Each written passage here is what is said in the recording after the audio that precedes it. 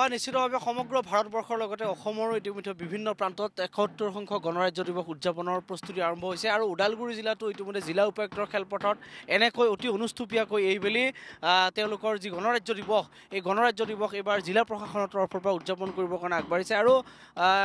প্ৰতি বছৰতে যেনেধৰণে আচলতে ইয়াত বিভিন্ন ধৰণৰ ছাত্ৰ ছাত্ৰীৰ দলে মাৰ্চ পাষ্টত অংশগ্ৰহণ কৰিছিল এইবেলি আচলতে তেনেধৰণৰ কোনো মাৰ্চ পাষ্টৰ অংশগ্ৰহণকাৰী ছাত্ৰ ছাত্ৰীৰ দল নাথাকে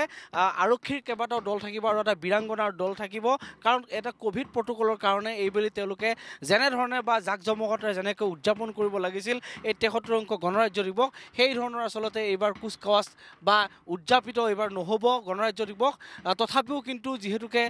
ভাৰতীয় গণতান্ত্ৰিক এখন দেশ গতিকে এই গণতান্ত্ৰিক দেশত এই গণৰাজ্য দিৱসটো যিহেতুকে প্ৰতিগৰাকী ভাৰতীয় উদযাপন কৰিবই লাগিব গতিকে যেনেকৈ নহওক কোভিড প্ৰট'কলৰ সকলো ৰীতি নীতি মানি এইবাৰ আৰক্ষী প্ৰশাসন তথা জিলা প্ৰশাসনে এনেকৈ আচলতে তেওঁলোকৰ যি ৭৩ সংখ্যক গণৰাজ্য দিৱস এয়া উদযাপন কৰিবৰ কাৰণে কৈছে এটা বীৰাংগনাৰ দল ইতিমধ্যে আহিছে লগতে দুটা প্লাটন বেটেলিয়ন এটা আৰু আৰক্ষীৰ এটা প্লাটন থাকিব আৰু এনেকৈ অতি অনুষ্টুপীয়াকৈ উদযাপিত হ'ব আৰু মোৰ সহযোগী সতীৰ্থ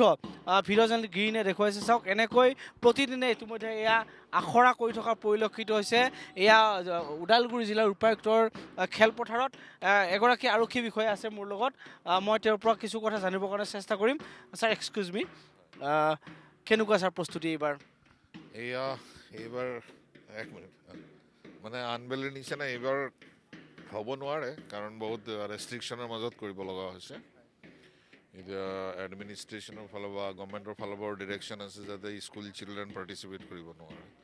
আৰু ইভেন গেডাৰিংটোতো লিমিটেড কৰি দিয়া হৈছে যে আমাৰ ডিষ্ট্ৰিক্ট লেভেলত গৈ এতিয়া 500তকৈ আমি বেছি গেডাৰিং কৰিব নোৱাৰোঁ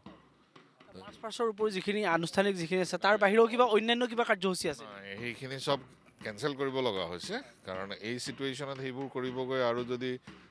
কণ্টামিনেশ্যনটো বেছি হৈ যায় তেতিয়া দিগদাৰী হ'ব না মানুহৰ গেডাৰিঙৰ ক্ষেত্ৰতো এটা লিমিট থাকে লিমিট এইটো আমাৰ ডিষ্ট্ৰিক্ট লেভেলত 500তকৈ বেছি দিয়া নাই তাতকৈ বেছি হ'ব নোৱাৰে কোনো কালচাৰেল প্ৰগ্ৰেম কিবা এনেকুৱা চৰি একো এইবাৰ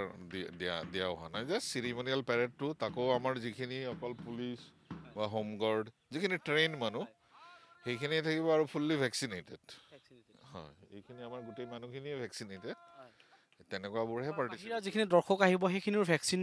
পৰীক্ষা কৰা হ'ব কিন্তু ভেকচিন মানে কি সেইটোৱেই নিয়ম বান্ধি দিয়া হৈছে ভেকচিনেটেড মানুহখিনিয়ে আহিব সেইকাৰণে চিলেকশ্যন অফ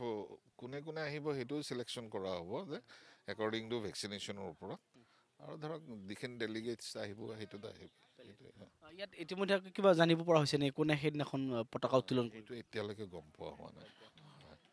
নিশ্চিতভাৱে এনেকৈ এতিয়া বা ফালৰ পৰাই ডিচিশ্যনটো আহিব পিছত অলপ আছে দুই এদিন সেইকাৰণে আৰু এনেকৈ আৰক্ষীৰ বিষয়া কৰ্মচাৰীসকলে বা আৰক্ষীৰ